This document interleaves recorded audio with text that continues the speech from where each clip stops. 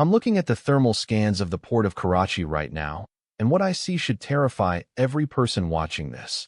The tankers aren't just delayed. They've stopped coming entirely.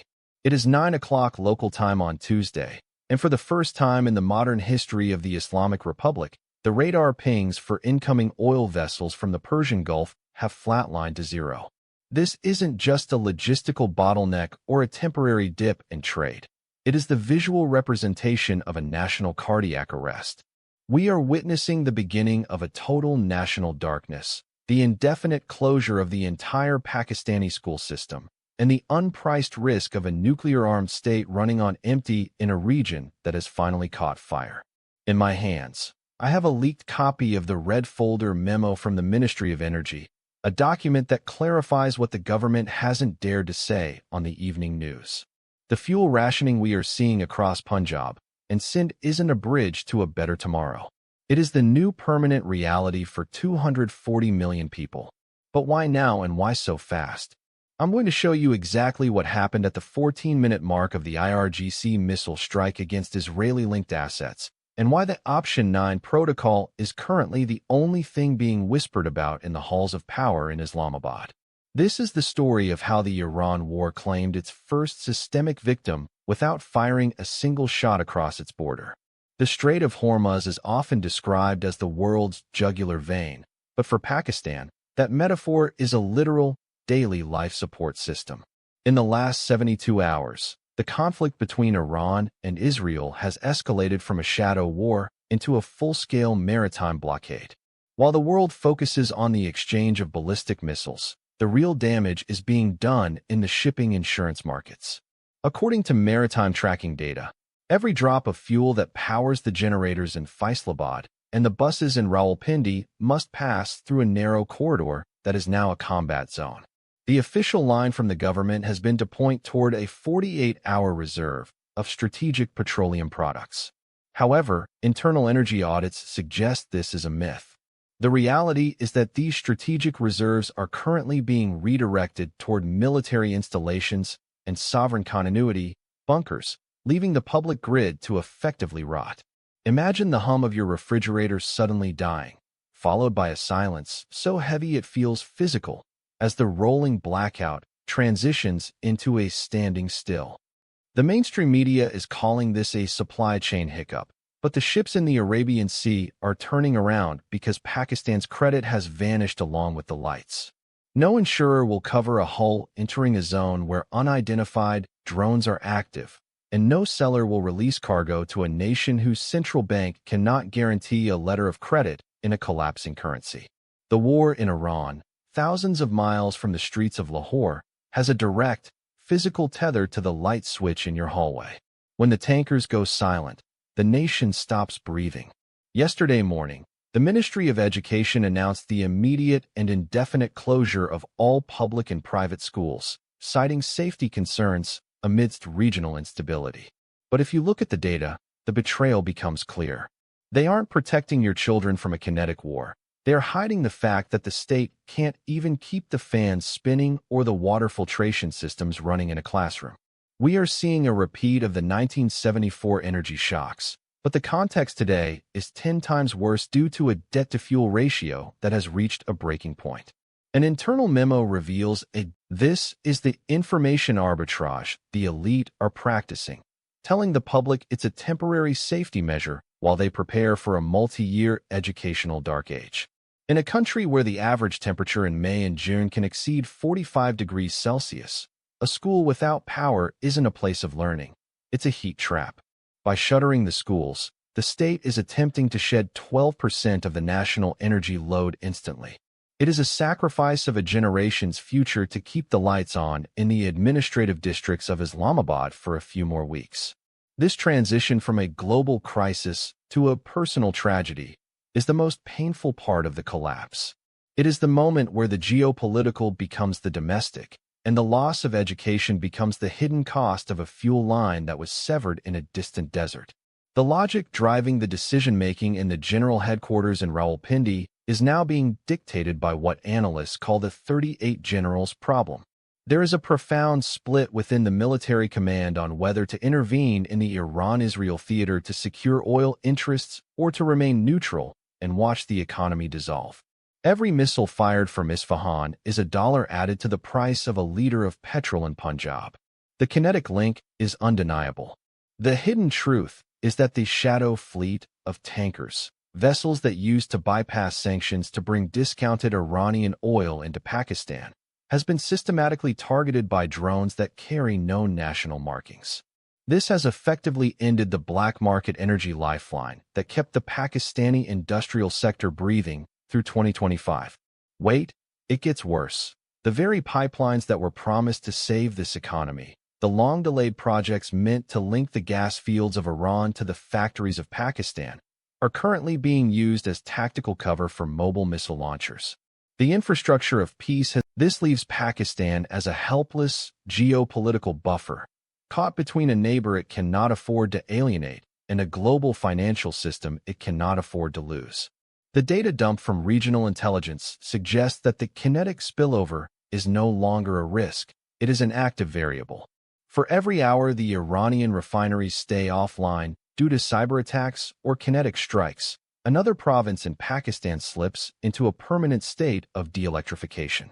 As of this morning, fuel coupons have officially replaced the open market for petrol. But behind the scenes of this daily update reality, a much darker social stratification is taking place. While the average citizen spends 14 hours in a queue only to be told the pumps are dry, data shows that private jets are departing from Islamabad for Dubai at 4 times the normal rate. The elite are escaping the blackout while the public is told to sacrifice for the motherland. This is the systemic betrayal phase of the crisis. Imagine you are at the pump. You have the cash, you have the need, but the soldier standing there has a zero-fill order. Your tank stays empty while a government convoy cruises past. There is a concept in military strategy called controlled starvation, and for the first time in 2026, it's being applied to a civilian energy grid. The rationing isn't about sharing the burden. It's about deciding who is essential and who is redundant.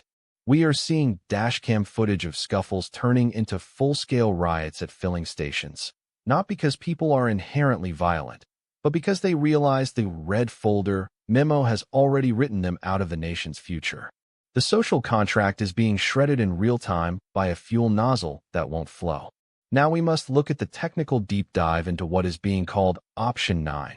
This is the contingency plan to decouple the northern and southern power grids. In simple terms, it means the government is preparing to effectively abandon 60% of the population, primarily in the northern industrial heartlands, to total, permanent darkness to save the administrative and military hubs in the south. This isn't a rolling blackout. It's a geographic amputation. As the energy-backed currency fails, the smart money in Lahore and Karachi is fleeing the rupee for hard assets like gold and Bitcoin.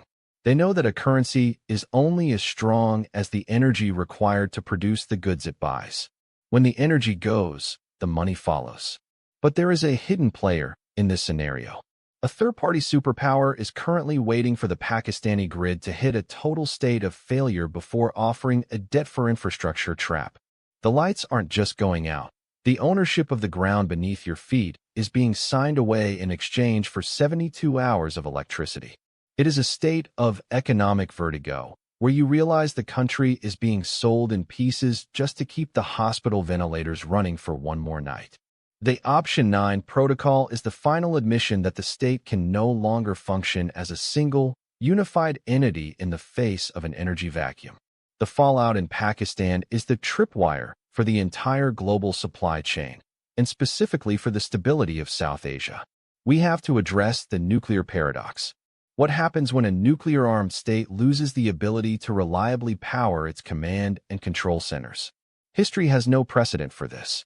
If the cooling systems for nuclear assets or the communication arrays for the strategic command fail due to a lack of diesel for backup generators, the entire world enters a red zone of risk. This is not just a Pakistan problem. It is the first domino in a global energy reset. The 21-mile choke point in the Strait of Hormuz has created a cascading failure that is now testing the limits of nuclear security. If you think you're safe because you're thousands of miles away, remember, the world's most dangerous weapons are now being guarded by men who haven't had a warm meal in 3 days because the supply chains have disintegrated. The global markets are beginning to price in the Pakistan collapse, not as a local event, but as a systemic shock that could destabilize the entire Indian Ocean trade route. We are watching the first major modern state fall victim to the energy security trap, where the cost of defending the borders exceeds the cost of keeping the lights on at home. As we look toward the next 14 days, there are 3 realistic scenarios we need to track. The first is the Option 9 activation, where the grid is officially severed, leading to a permanent dark zone in the north and a military-administered light zone in the south. This would likely trigger a mass internal migration that the country's infrastructure cannot support. The second scenario involves a debt-for-fuel emergency swap with a major power, which would provide temporary relief at the cost of long-term national sovereignty, essentially turning the country into a corporate energy colony. The third, and perhaps most volatile, is a nationalization of assets, where the military takes direct control of all private fuel reserves and independent power producers to prevent a total state collapse, which would effectively end private enterprise in the country for a decade. The tripwire has been pulled. Within 2 weeks, one of these paths will become the official policy of the state. The red folder isn't a warning anymore. It's a roadmap for survival in a nation that has run out of time and fuel. The synthesis of the current data is inescapable. The Iran war isn't coming. For Pakistan, this crisis has revealed the fragility of a modern nation-state that operates on a just-in-time energy model without the credit or the geography to back it up. We are entering a period where being informed is the only fuel that can't be rationed by a soldier at a gate or a bureaucrat in Islamabad. The lights are flickering, and the next 14 days will determine if they go out for a month or for a generation. How is this story being covered where you live right now? Are you seeing the same patterns of official excuses masking a deeper systemic failure? And which of the 3 scenarios, the grid decoupling, the sovereignty swap, or the total nationalization, do you consider the most likely path for a nation caught in the crossfire? We'll continue tracking the thermal pings at the Port of Karachi and the movement of the shadow fleet as this situation evolves. Don't let your awareness go out with the lights. We'll continue tracking this situation. See you in the next update.